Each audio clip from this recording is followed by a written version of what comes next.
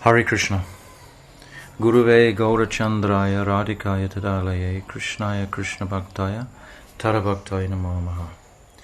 I'm first of all offering my Dandavat pranams unto my most beloved Gurudev Nityalila Pravishta Om Asto Tadasara Srimad Srila Bhakti Vedanta Narayan Gosvami Maharaj. And the same again millions and millions of times under the lotus feet of our most beloved Nityalila Pravishta Om Asto Tadasara Srimad Srila Bhakti Vedanta Swami Srila Prabhupada. And on this most auspicious day of Sarad Purnima, which is the Tirabhav of Srila Bhakti Pragyan Keshav Maharaj, our Param Gurudev, I'm offering all my Dandavat pranams unto him on this most auspicious day. So, today is Purnima, and today is our first official day of our Kartik-vrata is beginning today. We've just shifted from Mathura yesterday, and we've come to our various places of lodging in Vrindavan, Gopinath Bhavan or other dharmshalas, etc. And we're ready now for our 30-day parikrama. Our 1 month vrata is starting in earnest. So the mood in Vrindavan right now is because of the huge numbers of pilgrims, of yatris, of devotees. It's very surcharged. There's a definite, powerful atmosphere running through. Every street you go to is packed and crowded with different parikrama parties moving around all day long. And the parikrama path itself is packed. Many yatris, they take a vow to do Vrindavan parikrama every day of the month. So the Vrindavan parikrama path is totally packed each day. And so there's this type of mood. Lots of chanting, lots of singing, lots of kirtan. And it's very inspiring for the devotees to be in that atmosphere at this time, to remember the speciality of this particular month. So today we're going with Srila Gurudev, usually quite early in the morning, before breakfast around 6:30. We all assemble and we go to the banks of the Jamuna. And there Gurudev, he chants many, many mantras. And we are all offering water into the Jamuna and throwing flowers, etc. It's very beautiful. And then, as I said the other day, right at the end, Srila Gurudev will turn to us all very loudly in the microphone. Every year it was the same. He would say, "Now, repeat after me. I want to be a Palyadasi of Srimati Radharani." And he would make us say this. We didn't understand what the full import of that meant. But nevertheless, we chanted like parrots back to Gurudev. And we used to ask him afterwards about it, and he would explain he's trying to make this impression in this birth that this is all we want. If we take that Sankalpa in front of Jamuna Devi on this most auspicious day of the Sarad Purnima, then an opportunity may come in another birth that we will easily remember this focus. Because to be a Palyadasi of Srimati Radharani is the prime principal gift of Sachinandan Mahaprabhu. This is what he's come to give.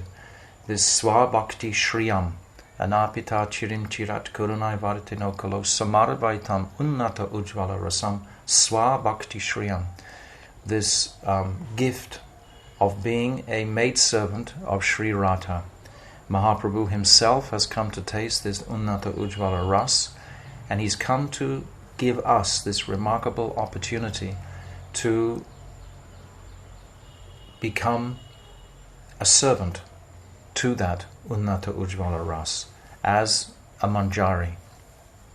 So today we're at the Jamuna and we're chanting our Sankalpa, and many devotees are there today. So, and we're remembering all these pastimes. We're remembering that it's Purnima today. It's Sarad Purnima. This is the Purnima at the beginning of the autumn season, or it falls pretty much in the middle of the autumn season. The autumn season is such a beautiful season in Vrindavan. The scorching summer has come to a close, and winter, which is usually cold, hasn't come yet. And now, as is described in chapter 20 of the 10th canto, the lakes and the reservoirs and the rivers, they're all filled nicely with flowering lotuses.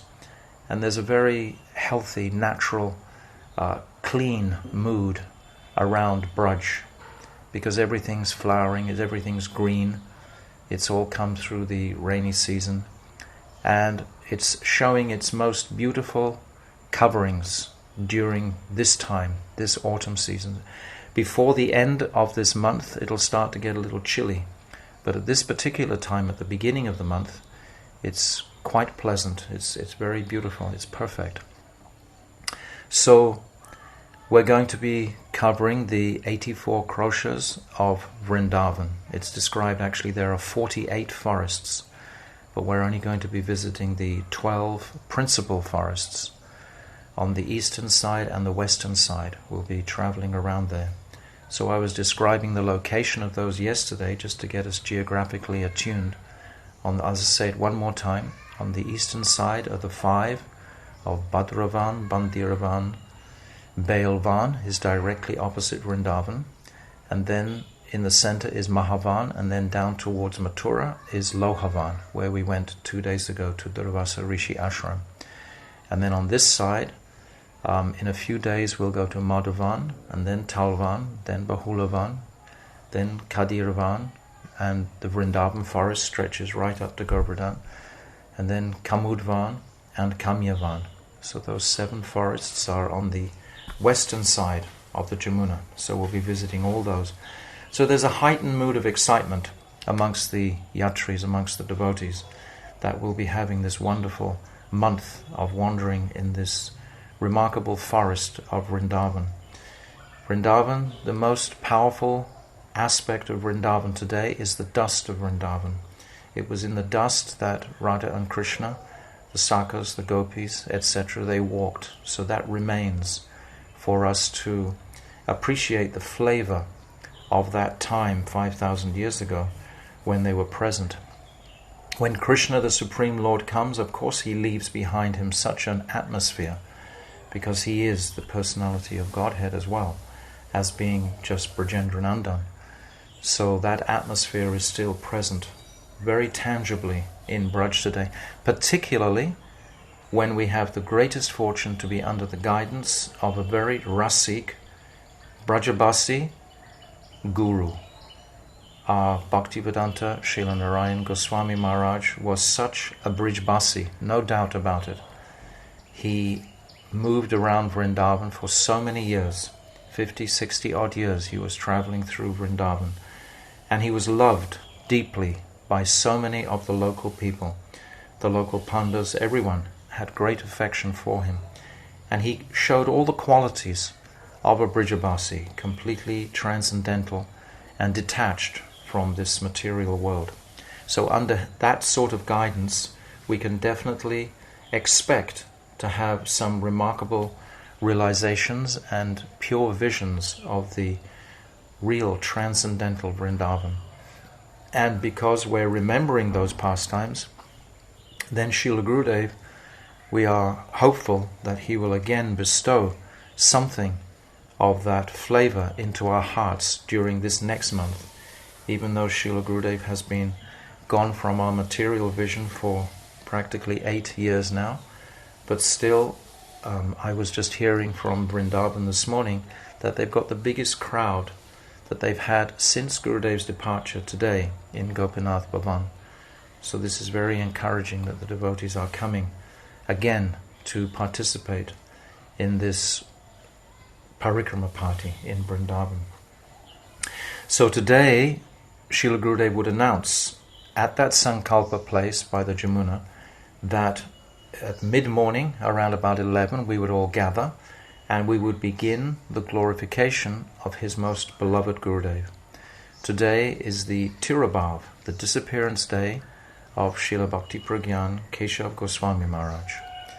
Such a powerful, lion-like Keshari Guru who strode amongst the conditioned souls, assisting his most beloved Gurudev, Srila Bhakti Siddhanta Saraswati Goswami Maharaj. Srila Bhakti Pragyan Kesava Maharaj's greatest gift to the world is to demonstrate his unflinching nishtha towards his most beloved Gurudev, Srila Bhakti Siddhanta Saraswati Goswami Prabhupada. So, Srila Gurudev would have us glorify him before lunch prasadam, and then we would meet again at 5 o'clock in the evening, and we would continue for 2 or 3 hours of glorification of Srila Bhakti Pragyan Kesava Maharaj. So now today I'm going to spend most of the rest of this audio just speaking about that wonderful person and hoping that he will give us mercy to perform our parikrama in a most successful way. So now I'm requesting our dear friend Srila Bhaktivedanta Tapasvi Maharaj, who is staying here also in Navadvip Dham in Mayapur, to say some words in glorification, offer some pushpanjali to our beloved Srila Bhakti Pragyan Kesava Maharaj. Hare Krishna. Om Ajnanatimirandasya Gyananjana Shalakaya Chakshulamitam Jena Tasmai Shri Gurave Namaha. Shri Krishna Chaitanya Prabhu Nityananda Shri Advaita Gadadhar Shri Vasadi Gaura Bhakta-vrinda.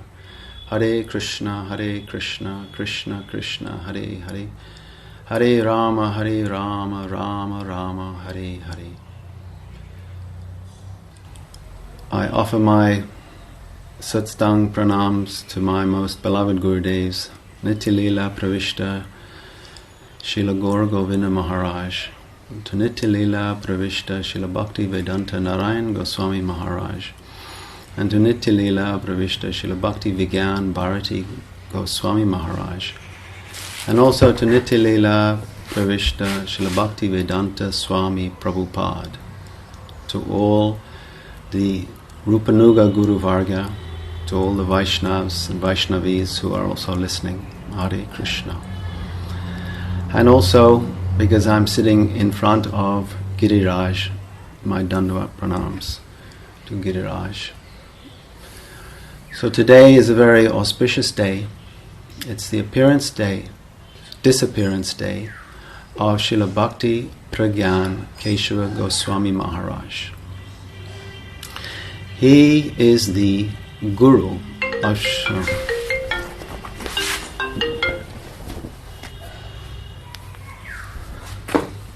Shall I just continue? He is the Guru of Srila Bhakti Vedanta Narayan Goswami Maharaj. Because today is a very important day, Srila Bhakti Vigyan Bharati Maharaj would always say, on the appearance and disappearance days of the Vaishnavas, which are non-different, we take the opportunity to glorify them. It is for our purification, but also to remember their conduct and their teachings.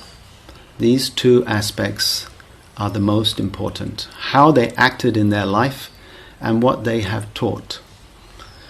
So when Srila Bhakti Vedanta Narayan Maharaj would be in the assembly of his Gurudev, Srila Bhakti Pragyan Kesava Goswami Maharaj, who would be speaking, glorifying his Gurudev, Srila Bhakti Siddhanta Saraswati Thakur, when he would be glorifying him, he would not even be able to utter the name Prabhupada fully, because of great emotion and feeling of love and affection for his Gurudev.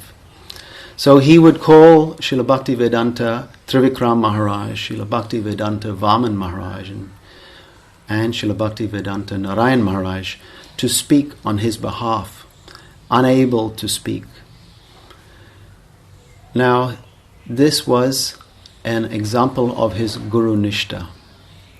It is not a sentimental feeling, but in his life, as we were talking about, their example in their life, in his life, he gave everything to his Gurudev. And therefore, like Rupa Goswami, Sri Chaitanya Manobishtam Stapitam Jena Bhutale Swayam Rupa Kadamayam Dadati Swapadantikam.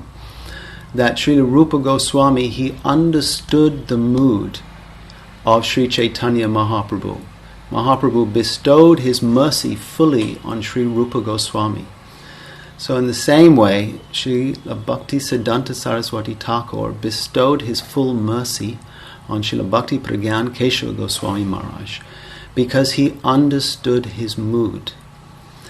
For example, when many years ago, the Yoga Pit, the birthplace of Sri Chaitanya Mahaprabhu, was occupied by other residents, and Srila Bhakti Siddhanta Saraswati Thakur very much wanted to have this place back in the hands of the Gaudiyas. So that night, one night, Srila Bhakti Pragyan Keshava Maharaj went there, and it was full of graves.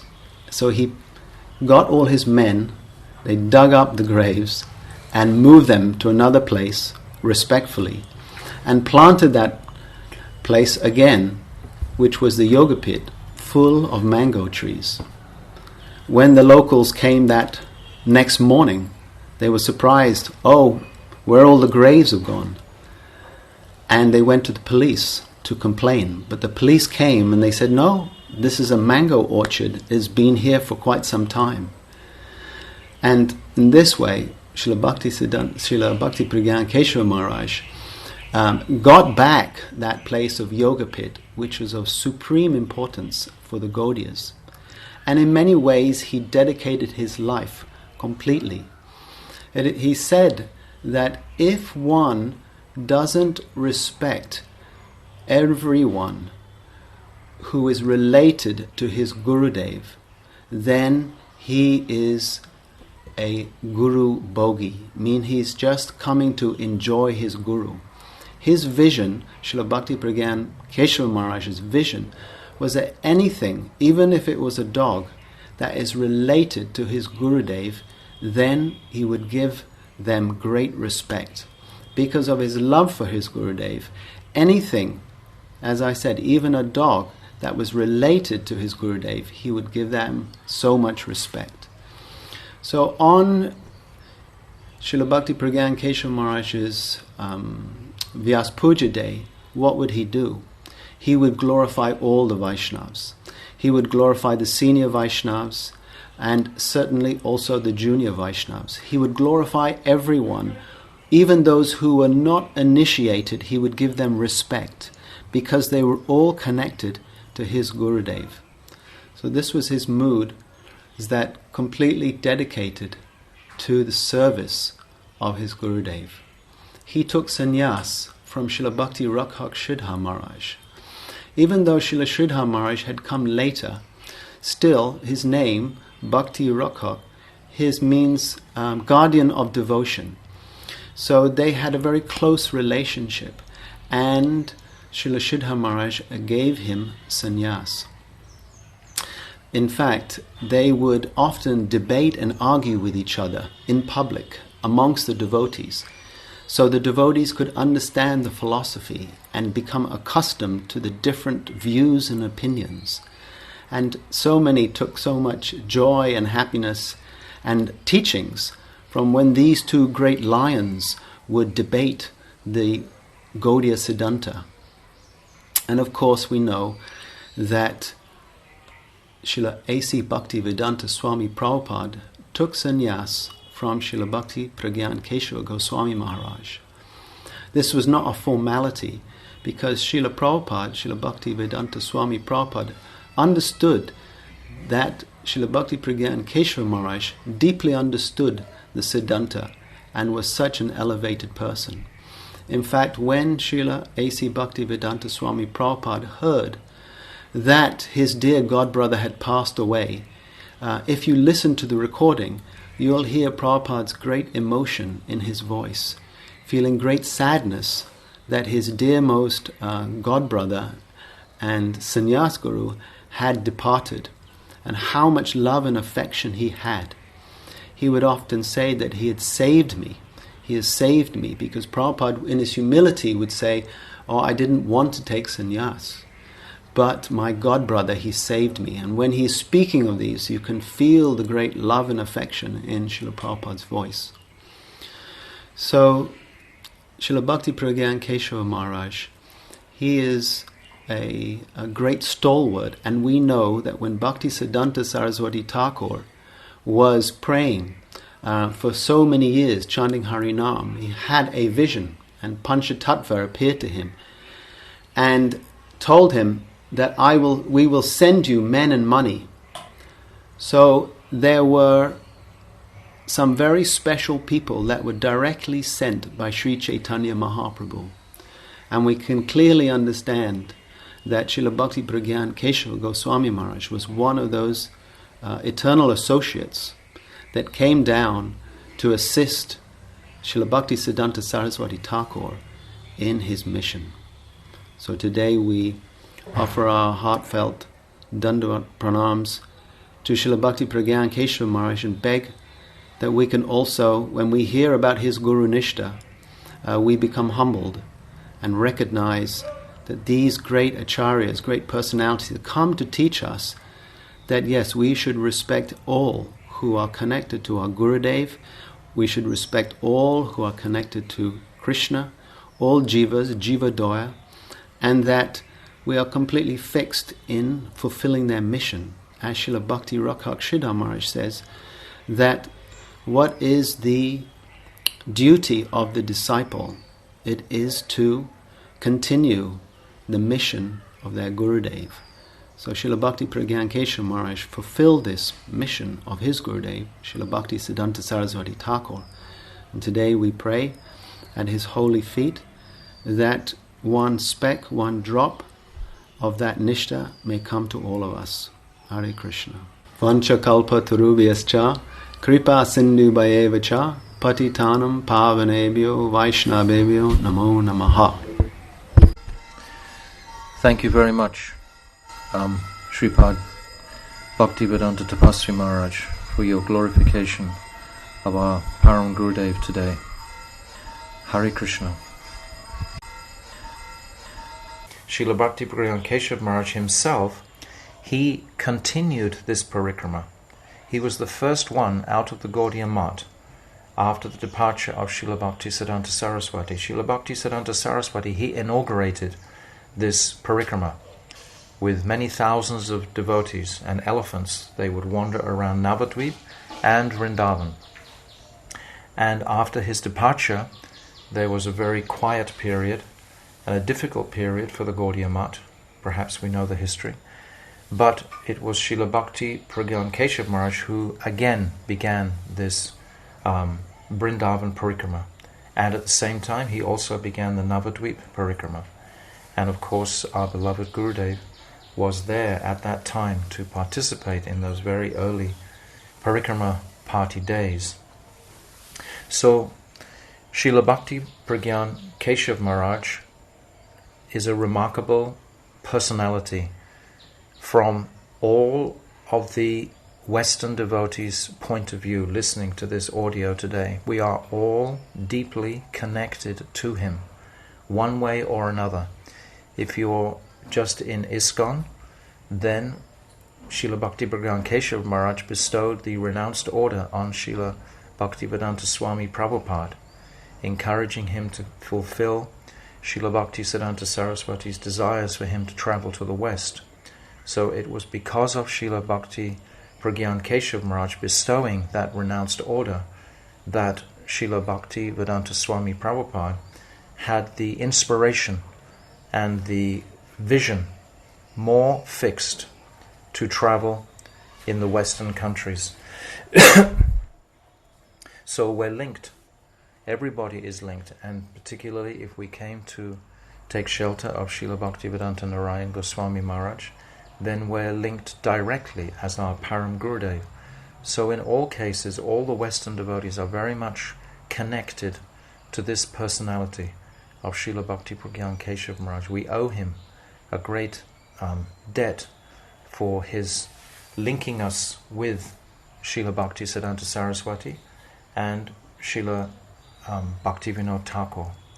Srila Bhaktivinoda Thakur, he resurrected the current of this Goudiya Siddhant line, this Bhagirati, this line, this current flowing, and he bestowed those directions to his illuminated son, Srila Bhakti Siddhanta Saraswati, who imparted them deeply into the heart of Srila Bhakti Pragyan Keshav Maharaj. Srila Bhakti Pragyan Keshav Maharaj was practically the very first disciple to come to Srila Bhakti Siddhanta Saraswati.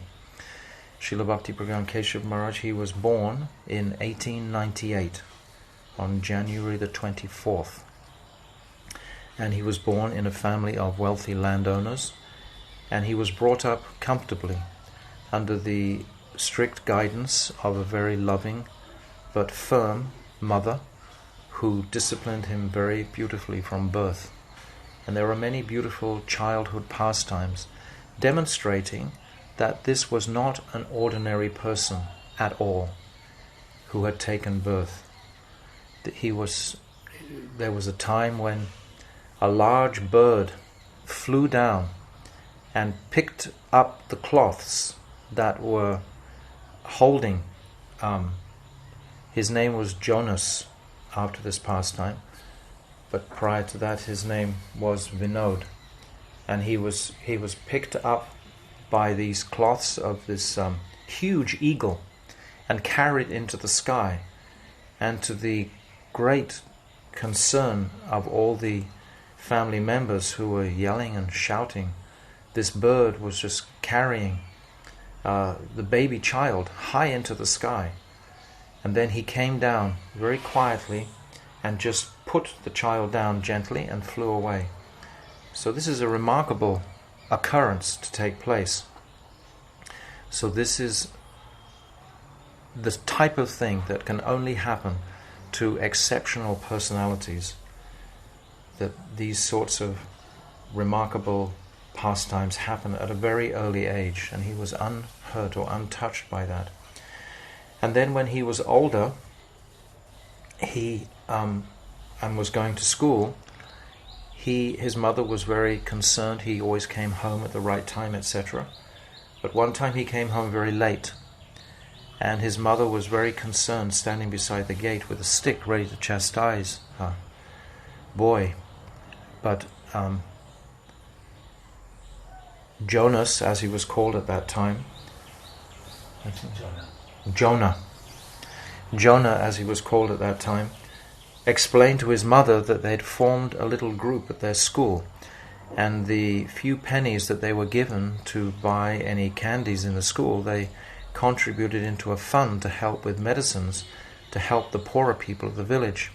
And there had been one lady who was really suffering badly, and they had to get medicines for her, and they had to see the doctor, and all this took a lot of time, so therefore he was late. And when his mother heard this story, she dropped her stick immediately, and she never again chastised her son. This is a demonstration of the heart, the soft heart of a Mahabhagavat. So then, when Jonah was about 16 or 17, in 1915, he was born in 1898, so in 1915, about 17 years old, he came to meet Srila Bhakti Siddhanta Saraswati, just a young boy, with his two aunties, Sarojini and Priyatma. And they brought him, they were followers of Srila Bhakti Siddhanta Saraswati. They weren't his disciples at that time, but they were followers of Srila Bhakti Siddhanta Saraswati. They had great faith in him. And as soon as Srila Bhakti Pragyan Keshav Maharaj saw his eternal master, he immediately melted in affection. And there was an immediate bond of affinity between the two personalities. And for the rest of his life, Srila Bhakti Pragyan Keshav Maharaj, he stayed very closely with Srila Bhaktisiddhanta Saraswati. He very quickly finished his studies and came straight back to Srila Bhaktisiddhanta Saraswati. And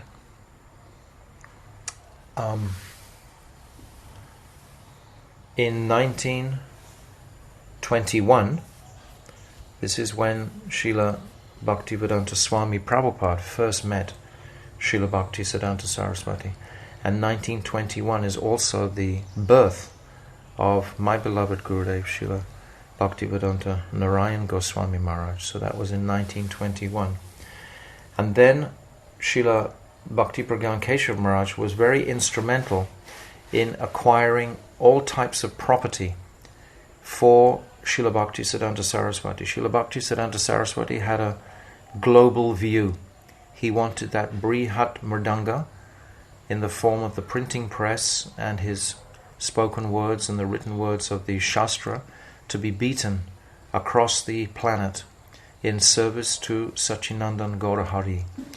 So he needed many properties for that, as he envisaged many large numbers of disciples and students coming to take shelter of this sublime philosophy in the future, as we can see today.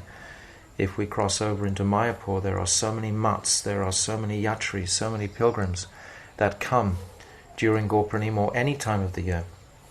But this was the vision of Srila Bhaktisiddhanta Saraswati. So Srila Bhakti Pragyan Keshav Maharaj, because he had been brought up in a landowner's property, he was very familiar with the dealings that were needed to actually purchase property, etc. And he would very easily and comfortably purchase many properties that were necessary for Srila Bhaktisiddhanta Saraswati to develop his movement. And there are many pastimes, one that our Tapasvi Maharaj has already spoken about, the Muslims and the land, but there are other pastimes where Srila Bhakti Pragyan Keshav Maharaj would have to challenge different landowners, and there was different times when he had to take them to court because they had misbehaved as far as the land deals were concerned. So he was often in the courts, in fact, serving his beloved Gurudev, because he had this very competent nature of being able to deal with all types of people. He could deal with devotees as well as he could deal with general people. So there's one beautiful pastime that when the Ganga Devi, she flooded one year, and she was definitely threatening to engulf the whole samadhi of Srila Gaurkishore Das Babaji, the beloved Gurudev of Srila Bhaktisiddhanta Saraswati. So Srila Bhaktisiddhanta Saraswati, he requested Srila Keshav Maharaj to please do something about this, to shift the whole samadhi across to the Chaitanya Mat, which is, we call the Chaitanya Mat today, on the bank of Radhakund in Chaitanya Mat. And Srila Bhakti Pragyan Keshav Maharaj, with the help of Narahari and other devotees, they managed to move that entire samadhi across the Ganga, which was a massive task, obviously, requiring huge boats and many laborers to actually do such a task. But Srila Bhakti Pragyan Keshav Maharaj was capable of doing that type of activity or that kind of service for his beloved Gurudev.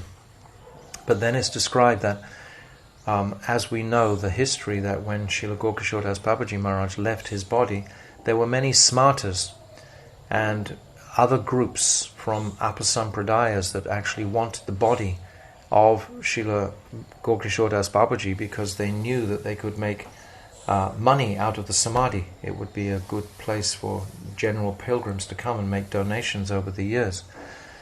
But Srila Bhaktisiddhanta Saraswati, he challenged them all, and he took that body of his beloved Gurudev and he personally gave him samadhi. So that's another pastime we can tell on the disappearance day of Srila Gokishodas Babaji at the end of Kartik. But when he was bringing the samadhi across to the Chaitanya Mat, these smartas, they made a lot of problem for him, and he had to deal with all these ruffians that had been hired by these smartas to just get that samadhi intact across to the Chaitanya Mat. Srila Bhakti Vigyan Bharati Maharaj, he tells this pastime very beautifully in his book, Our Beloved Masters. There's a long description there about this pastime. And he describes there that actually Srila Bhaktisiddhanta Saraswati, with his own hands, he was helping to excavate the samadhi place for his beloved Gurudev on the bank of Radhakund in Chaitanya Mat.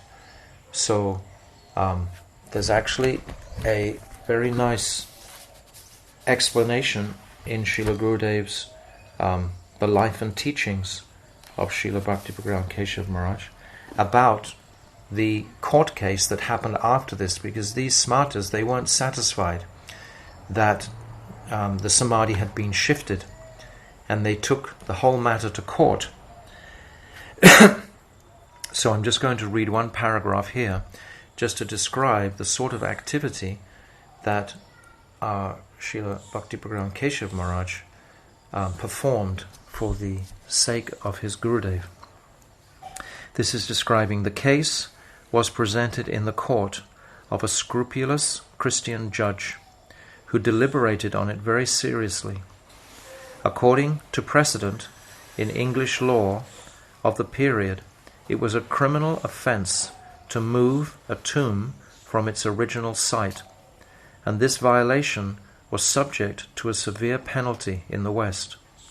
When the judge had heard the arguments from both sides, he decided to pronounce a harsh judgment on the accused. Considering this, Brahmachari Ji, this is Vinod Bihari, gravely told the judge, "Respected sir, you should know that we are not followers of Christianity. We are pure Vaishnavas, following the Indian Vedic tradition and rules. According to Vaishnava religion, one is allowed to transfer a samadhi when there are special reasons constituting extraordinary circumstances. There are thousands of cases of this." When the judge heard this, he reversed his decision and passed judgment in Sri Vinod Bihari's favour, declaring, "The defendant is released without charge." The lawyers and other officials were greatly impressed by Sri Vinod Bihari's argument, and they lavished praise on his diverse talents. Srila Prabhupada was also very pleased and entrusted Kirti-Ratna Prabhu with all the court proceedings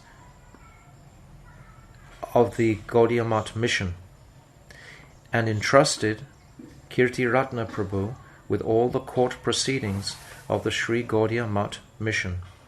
It would have been very difficult for an ordinary person to accomplish what Sri Vinod Bihari Brahmachari achieved in his service to Srila Prabhupada. So throughout his active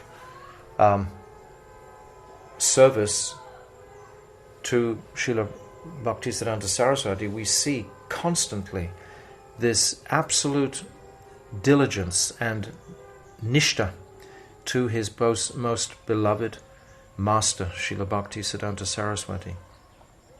The question was once asked, why didn't our Srila Bhaktivedanta Swami Prabhupada take his sannyas from his beloved friend, Srila Bhakti Rakshak Sridhar Maharaj? Because we know the history that Srila Bhaktivedanta Swami Prabhupada and Srila Bhakti Rakshak Sridhar Maharaj were very often together in different places in India. And my Gurudev, he answered this question very nicely. He said, because a certain mood that was present in Srila Bhaktisiddhanta Saraswati, a very direct mood, which was necessary to implant this philosophy deeply into the hearts of the atheists and to purify the many apasampradayas that Bhaktivinoda Thakur had identified. And this very direct, strong, bold mood was also present within Srila Bhakti Pragyan Keshav Maharaj. And this mood was also in the heart of Srila Bhaktivedanta Swami Prabhupada. So he received his sannyas from Srila Bhakti Pragyan Keshav Maharaj because of these reasons, because that same channel of very enthusiastic, forthright, courageous preaching mentality had been present in all of those personalities. As we saw in the life of my Gurudev, he also had that same mood of very powerful, very bold, very strong and forthright. So this mood is coming through from Srila Bhaktisiddhanta Saraswati to Srila Bhaktivedanta Swami Prabhupada, Bhakti Pragyan Keshav Maharaj, and my Gurudev, Srila Bhaktivedanta Narayan Maharaj. So this mood was demonstrated many times by Srila Bhakti Pragyan Keshav Maharaj.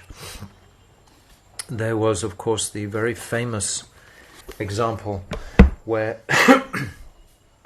during the Navadvip Parikrama, which was maybe 5,000 or 6,000 devotees were there, with elephants and so on, and these smarta Brahmins, who had been very much challenged by Srila Bhaktisiddhanta Saraswati,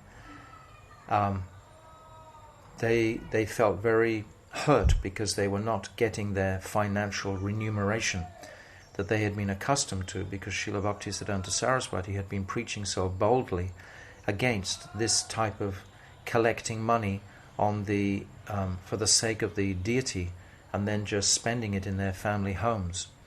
So these smarta Brahmins plotted to actually kill Srila Bhaktisiddhanta Saraswati at this time. And we know the story, very famous story, that each year this story is related. So the Parikrama party was going on, and when they came to Paramatala in Navadvip, all these hooligans and ruffians, they came out with broken bottles and stones and any other objects, and they began to pelt very heavily the Parikrama party, which was just consisting of simple-hearted Vaishnava yatris wandering in Braj. And as soon as this hail of heavy stones, etc., came out, of course they all fled. Everyone ran for cover. But at that time, immediately, Srila Bhakti Pragyan Keshav Maharaj, he had actually previously got wind that a possible attempt on Srila Bhaktisiddhanta's life may take place during the parikrama. So without any sort of hesitation at all, he just immediately took Srila Bhaktisiddhanta Saraswati to a secluded door front and then immediately told Srila Bhaktisiddhanta Saraswati to give him his saffron cloth, and he gave him his white cloth. They exchanged cloths just immediately. And then Bhaktisiddhanta Saraswati, wearing white cloth, was able to escape that murder plot that had been construed against him. And Srila Bhakti Pragyan Keshav Maharaj, he wandered around in the saffron attire in imitation of Srila Bhaktisiddhanta Saraswati, but by Krishna's arrangement, he was not hurt at all. And they quickly got to the police, and they brought the police there, who quietened the crowd, and the whole drama was pacified when the police came that time. But Srila Bhaktisiddhanta Saraswati, he was so indebted for that very heroic act, just spontaneously, that Srila Bhakti Pragyan Keshav Maharaj demonstrated. So throughout his life, he was demonstrating his absolute Guru Nishta. There was nothing he would do at any time unless it was going to please his beloved Gurudev. There was one time when his mother was leaving her body, and she wrote to Srila Bhaktisiddhanta Saraswati, requesting that he please send her son to have his final darshan of his mother. So Srila Bhaktisiddhanta Saraswati, he called in Vinod Bihari and he told him, you go to your village and you see your mother. She's extremely sick and she's probably going to leave her body now. You should go and pay your respects to her. So Srila Vinod Bihari, he heard that instruction, but he left the room, but he didn't go. He went and he hid in his room for 2-3 days, not eating, just fasting in his room. And then finally the other devotees, they saw he was there and they reported it to Srila Bhaktisiddhanta Saraswati, who called him. Oh, why didn't you go to your village? I told you to go to your village. And he said at that time that after traveling through so many births and so many Brahmans, I finally come to the lotus feet of a Mahabhagavat who can save me from this samsara eternally, can eternally re-establish me in my eternal position in the spiritual realm. But if I go back to my mother, she will certainly make me vow on her deathbed that I come back and take care of my father's properties. This for sure is what she would do. And how could I refuse my dying mother's wish to do that? So rather than have that embarrassment, I didn't go to the village to see my mother, because I understood actually that your heart was wanting me to remain here. And Srila Bhaktisiddhanta Saraswati, he was very, very pleased indeed with Vinod Bihari's decision. So this is the nishta of the Gaudiya Vaishnavas, that they are intent on crossing this ocean of material misery under any circumstances, even at the expense of going to see their dying mother. So this may seem extreme, but it's an extreme step that the Vaishnavas are taking to become disentangled from this material world, where everything is temporary. Our bodies are temporary, everything around is temporary. So Vinod Bihari, he demonstrated this at that time during that pastime. And then finally, in 1968, or I'll go back a little bit, in 1937, Srila Bhaktisiddhanta Saraswati, he left this world. And then there was great chaos and confusion in the Gaudiya Math. We can read the history. And at that time, Srila Vinod Bihari, he was still called, he was supporting the Ananta Vasudeva group. On one side there was Ananta Vasudeva, and on the other side there was Kunja Bihari.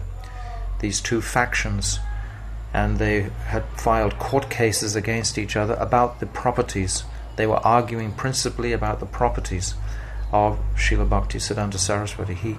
He left 64 mutts behind when he left this world, Srila Bhaktisiddhanta Saraswati. So his great disciples, they fell into illusion about the ownership of these mutts, and they contested with each other for ownership of them. And after a couple of years of fighting within the courts, Srila Bhakti Pragyan Keshav Maharaj, he left the Gaudiya Math, as did Srila Bhaktivedanta Swami Prabhupada, as did Srila Bhakti Rakshak Sridhar Maharaj, as did Srila Pramod Puri Maharaj, as did Srila Bhakti Dvaita Madhav Maharaj. All these personalities, they left at that time because they could see this is really a material situation that has developed and is not following the direction of Srila Bhaktisiddhanta Saraswati. So in 1939 he left the Gaudiya Math, and then in 1940 he established the Gaudiya Vedanta Samiti, which was the name of his mission. And the other personalities, they also established their missions. But the mission of Srila Bhakti-Pragyan Keshav Maharaj was called the Gaudiya Vedanta Samiti. And then in 1941, he finally accepted sannyas. His sannyas acceptance is very remarkable because he'd had 3 or 4 dreams where Srila Bhaktisiddhanta Saraswati had been requesting him to please take sannyas. And there was one time when everything was prepared, even when Bhaktisiddhanta Saraswati was on the planet, for him to take this renounced order. But the devotees, they objected because they said, who will carry on all the management of all the properties and everything if you put Vinod Bihari into the renounced order? Then we won't be able to manage all of your properties. He's doing such a brilliant job. No one else can perform this type of seva. So on the strength of that, Srila Bhaktisiddhanta Saraswati, he didn't give him sannyas at that time, but then he came in his dream. And there's a beautiful description in Srila Gurudev's book about the dream that Srila Vinod Bihari experienced, where Srila Bhaktisiddhanta Saraswati came and he told him the mantra in the dream, and he even told his name, Sri Kesava Maharaj, in the dream. So after this dream, Srila Vinod Bihari, he told his godbrothers about it, and immediately they encouraged him to accept this renounced order of life. So he went to Katwa, where he took of Srila Bhakti Rakshak Sridhar Maharaj. He took his sannyas ashram directly from him, although he'd actually taken it during that pastime at Paramatala, where he'd exchanged clothes with Srila Bhaktisiddhanta Saraswati. This was when he first took on that conception of the sannyas renounced order. And then, after accepting sannyas, then he went to so many different parikramas. He used to hire whole bogies on trains, 2 or 3 bogies on trains, one for cooking and one for all the yatris, and travel all over India. They went to Dwarka, they went to South India, went to so many different places, and he was very energetic in fueling the conceptions that Srila Bhaktisiddhanta Saraswati had left so clearly, coming from his illustrious father, Srila Bhakti Vinod Thakur. So this is the cultivation of Mahaprabhu's mission in this land of India. And then in 1959, as I said previously, is when he bestowed the sannyas order on Srila Bhakti Vedanta Swami Prabhupada. And I explained those reasons why it was bestowed by Srila Bhakti Pragyan Keshav Maharaj, because of that mood of courage that was so prominent we saw in Srila Bhaktivedanta Swami Prabhupada. When Bhaktivedanta Swami Prabhupada first went to England in about 1969, 1970, I'm not sure of that date, and they had the first Ratha Yatra where Prabhupada was actually there, and the whole Ratha Yatra festival went to Trafalgar Square, and Prabhupada arranged for 8 couples to be married with a full fire sacrifice right at the foot of Nelson's column, because of course Prabhupada was a Bengali coming from the land where the British Raj had ruled for so many years, and now it was as if he was going to conquer Britain. And right at the foot of Nelson's column he held a fire yagya, and the devotees, they asked afterwards, "Oh Prabhupada, we only had permission by the police to have a Ratha Yatra festival. We didn't have a permission to have any fire yagya or ceremony like that." And Prabhupada's eyes just lighted up and said, I know. And then the devotees commented, "Oh Prabhupada, you were so brave in doing that." And then Prabhupada quickly commented back, "But I've always been brave. My whole life I've been brave." So this mood of Srila Prabhupada was very prominent and necessary for the preaching. Srila Bhakti Rakshak Sridhar Maharaj, his mood was far more retiring. He used to say, "I'm a backward pushing man." He gave us another flavor of Krishna consciousness in a very beautiful, sublime, poetic way, which touched many, many devotees' hearts, but it was not that same direct mood that Srila Bhakti Siddhanta Saraswati and Srila Bhakti Pragyan Keshav Maharaj gifted to Srila Bhakti Vedanta Swami Prabhupada. So then he during his life, he composed, Srila Bhakti Pragyan Keshav Maharaj, he composed many beautiful prayers. The prayer that we sing every single morning for Mangalati, Mangala Shri Guru Gora, this prayer we sing every day, was composed by him about taking us into this realm, this land of Vrindavan, and our eternal worship to the divine couple. And also he wrote such a beautiful astakam, which we glorify every year, this time in particular. And I'd like to read this translation of this astakam at this time, because I think it reveals the depth of Srila Bhakti Pragyan Keshav Maharaj's clarity on Siddhanta. We would think that someone who had so much ability to manipulate the aspects of the material energy as far as acquiring land and court cases and so on, perhaps wouldn't be so astute and erudite in his understanding of Shastra, but this was not the case at all. Srila Bhakti Pragyan Keshav Maharaj was so astute and so clear on the pure Siddhantas. He established in all our Goudiya mandirs the Radha Vinod Bihari. Krishna is white. He's not blackish. In the other temples we see Krishna as shyam color, blackish, but in our temples he's white. And of course this is from the pastime of when Krishna leaves Radha after the Rasa Leela at the beginning, and he goes to Imlital, and he's feeling great separation from Radha at that time, and he takes on a golden hue. And that golden hue, of course, is the origin of Sri Sachinandan Gaurahari. That is the origin of Mahaprabhu, that golden form. So Srila Bhakti Pragyan Keshav Maharaj, he established this golden form, this white form of Krishna in all the mandirs. And then he wrote this beautiful Sri Radha Vinod Bihari Tattvastakam. And I'm going to read this now, and we can appreciate the depths of the Siddhanta that Srila Bhakti Pragyan Keshav Maharaj is revealing through this prayer.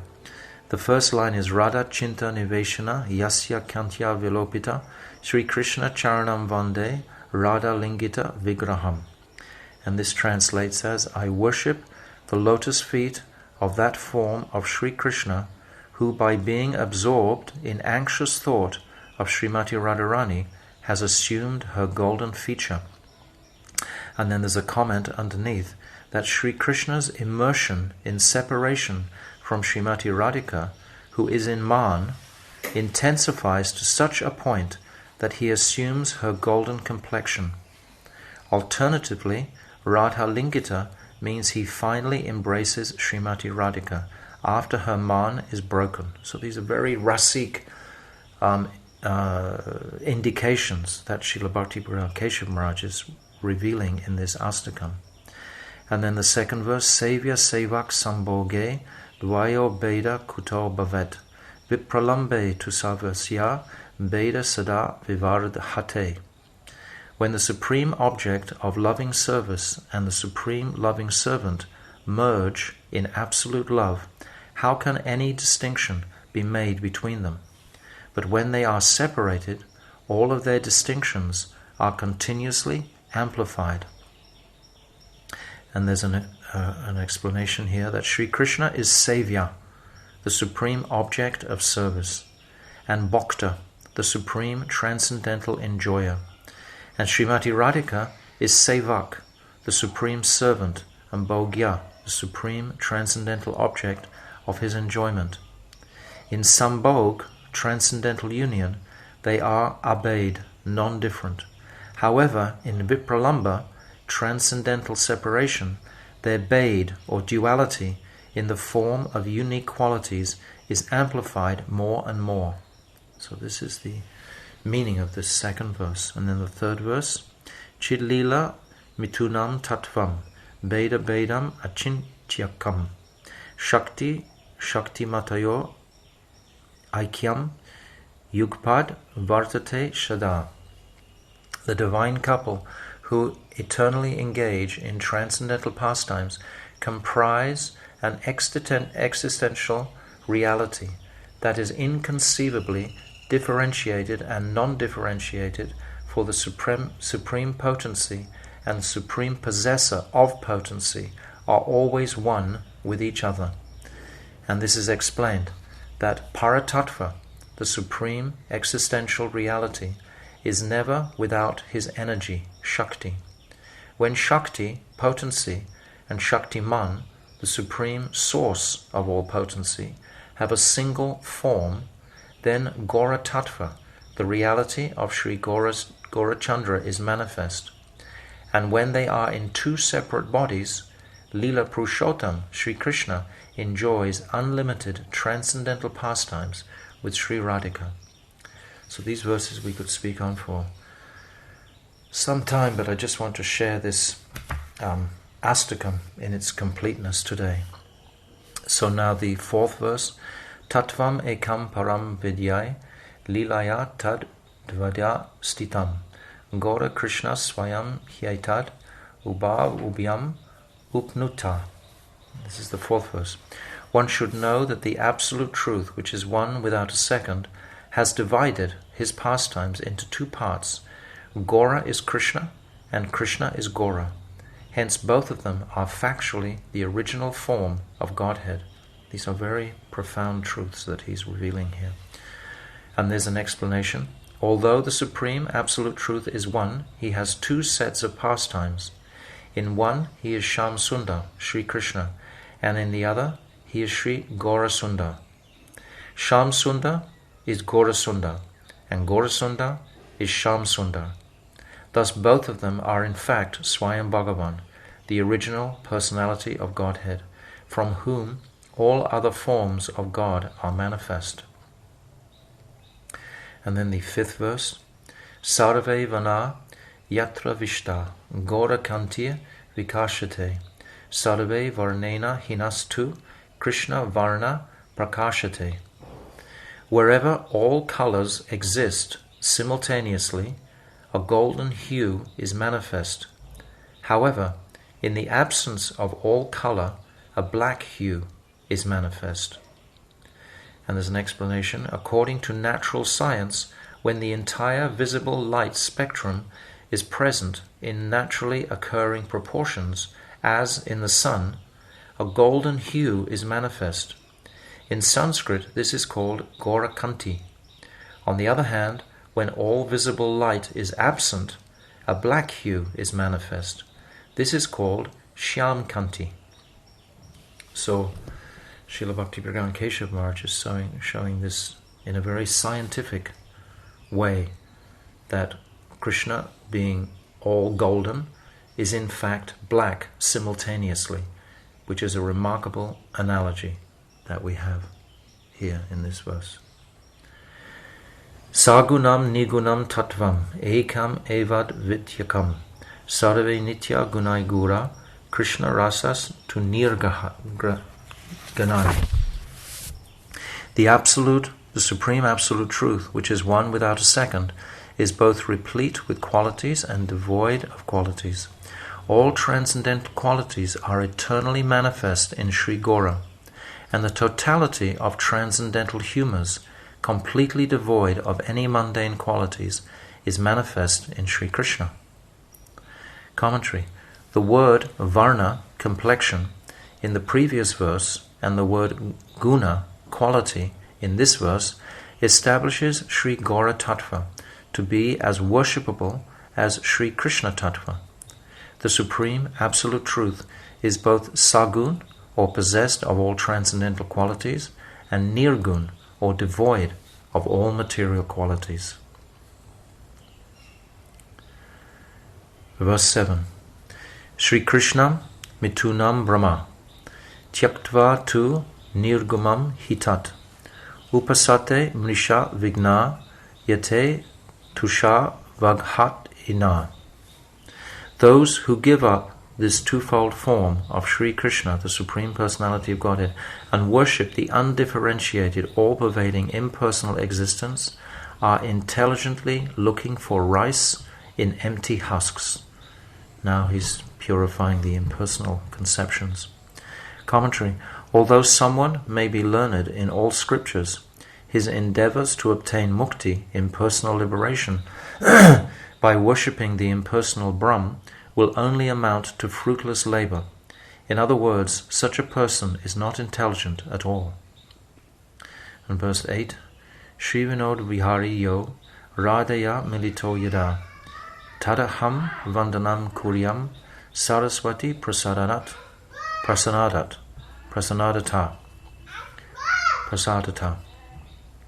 By the mercy of Srila Bhaktisiddhanta Saraswati Prabhupada, I worship Sri Vinod Bihari and Srimati Radhika as they meet with one another. By the mercy of commentary, by the mercy of Sri Guru, I am granted darshan of the divine couple Sri Sri Radha Vinod Bihari at the time of their transcendental meeting.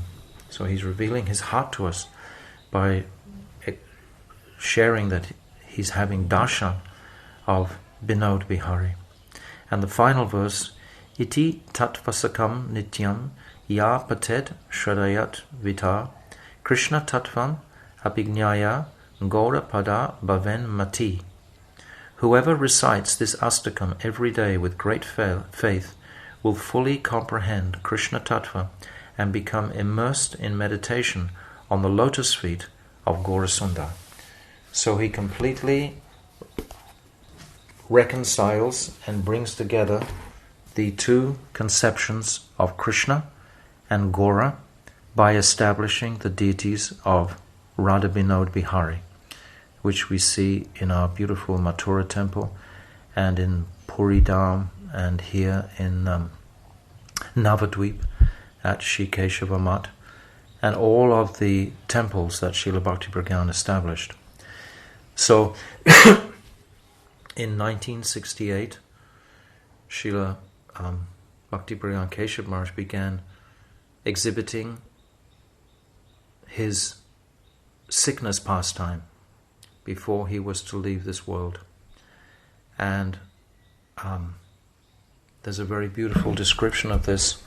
He left during the Sayam Leela time, the time of the Sandhya Arti, the evening Arti time, was being performed.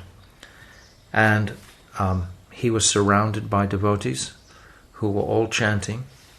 And there's a very beautiful description in my Gurudev's biography of Param Gurudev about this pastime of him leaving, which I'd also like to read today because it's very illuminating.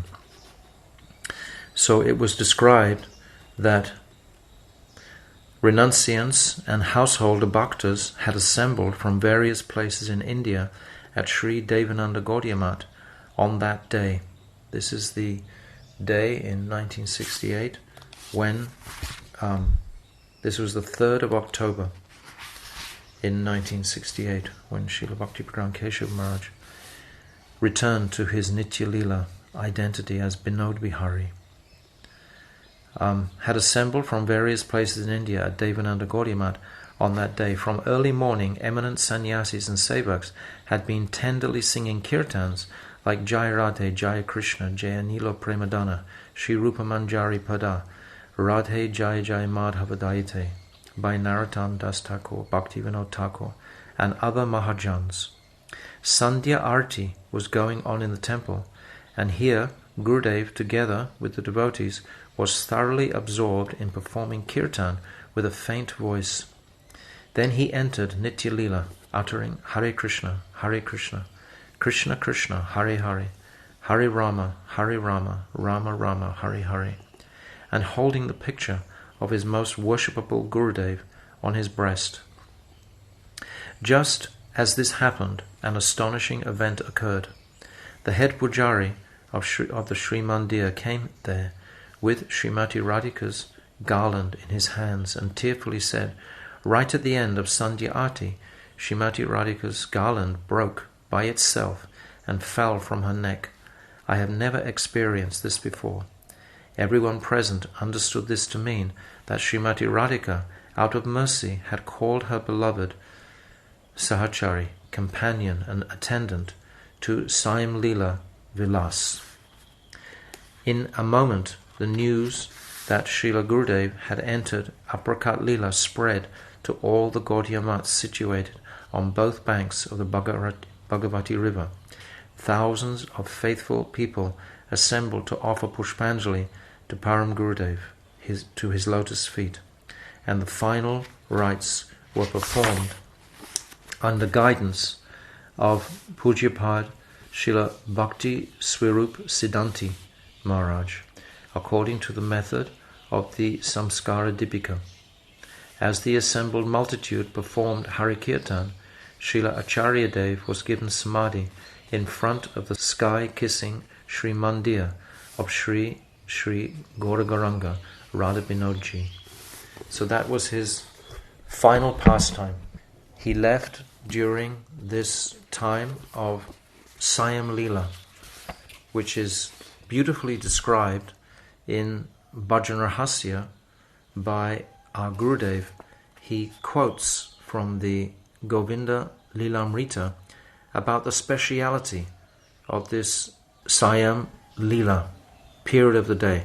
This is the period of the day of Goduli, when Krishna is returning with the cows and to his home in Nandagon, and so many pastimes are taking place.